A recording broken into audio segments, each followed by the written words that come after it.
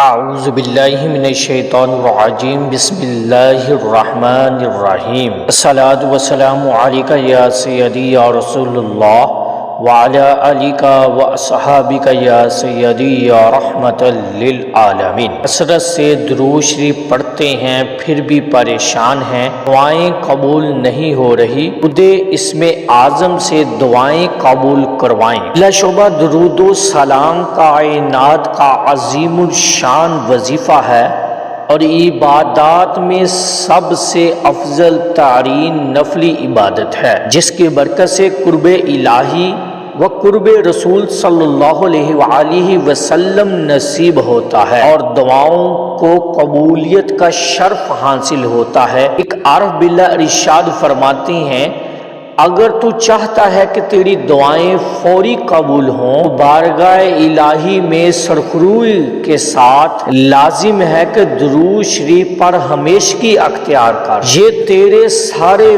غم دور کر دے گا اور دنیا اور آخرت میں کامیابی اور کامرانی کے دروازے کھول دے گا۔ اسی طرح علامہ ڈاکٹر محمد اقبال کے مرشد نے فرمایا، قبولیت دعا کے لیے ایک نسخہ یاد رکھنے کے قابل ہے اور وہ یہ کہ دعا کے اول و آخر ہمیشہ کثرت سے درود شریف پڑھا جائے تو قبولیت کے دروازے کھل جاتے ہیں۔ میرے عزیزو، آپ میں سے اکثر احباب یہ شکوہ کرتے نظر آتے ہیں کہ ہماری دعا قبول نہیں ہو رہی، حالانہ نہ کہ ہم بلا ناغہ اتنی تعداد میں درود شریف پڑھ رہے ہیں۔ دیکھیں، یاد رکھیں، درود شریف کی برکت سے دعاؤں کی قبولیت میں کسی بھی قسم کی شک و شبہ کی گنجائش نہیں ہے۔ لاکھوں بزرگان دین اس بات کی ضمانت دیتے آئے ہیں کہ درود شریف کی برکت سے دعائیں قبول ہوتی ہیں۔ پس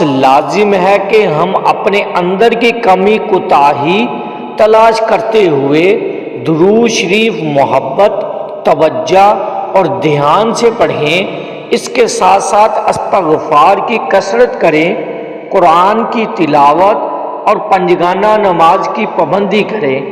میں اکثر کہا کرتا ہوں، جس شخص نے 4 چیزوں کو مضبوطی سے تھام لیا وہ دنیا میں کہیں بھی مار نہیں کھا سکتا۔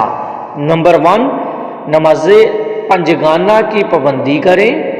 نمبر 2، قرآن کریم کی تلاوت کریں۔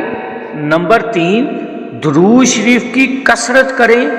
نمبر 4، استغفار پر مداومت ہو۔ یہ وہ 4 چیزیں ہیں جو آپ کو فرش سے اٹھا کر عرش تک پہنچا دیتی ہے، غموں کو دور کر کے زندگی کو بہار بنا دیتی ہے۔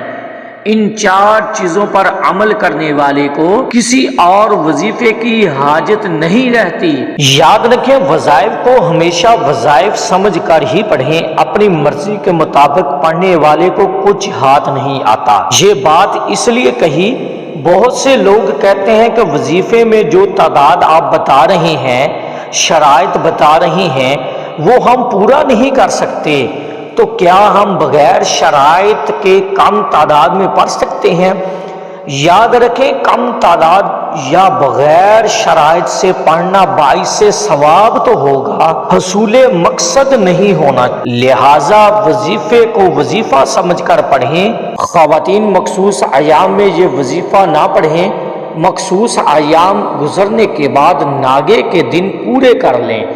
کوشش کریں کہ وظیفہ شروع کرنے سے پہلے کسی بزرگ، ولی اللہ، عالم با عمل سے اجازت لے لیں تاکہ برکات یقیناً نصیب ہوں۔ صرف مستقل مزاجی احباب ہی اس وظیفے کو شروع کریں۔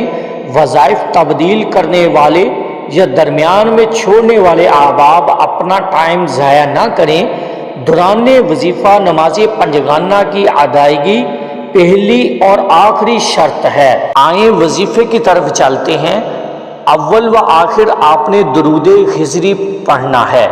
صلی اللہ علی حبیبہ محمد وآلہ واصحابہ وبارک وسلم۔ پھر اس کے بعد 313 بار یہ پڑھیں، قلت ہلتی انت وسیلتی ادرکنی یا رسول اللہ، قلت ہلتی انت وسیلتی ادرکنی یا رسول اللہ، قلت ہلتی انت وسیلتی ادرکنی یا رسول اللہ، قلت ہلتی انت وسیلتی ادرکنی یا رسول اللہ، قلت ہلتی انت وسیلتی ادرکنی یا رسول اللہ، قلت ہلتی انت وسیلتی ادرکنی یا رسول اللہ، قلت ہلتی انت وسیلتی ادرکنی یا رسول اللہ، قلت ہلتی انت وسیلتی ادرکنی یا رسول اللہ۔ دعا ہے کہ اللہ تعالی ہم کو اٹھتے بیٹھتے چلتے پھرتے اس عمل کو کرنے کی توفیق عطا فرمائے۔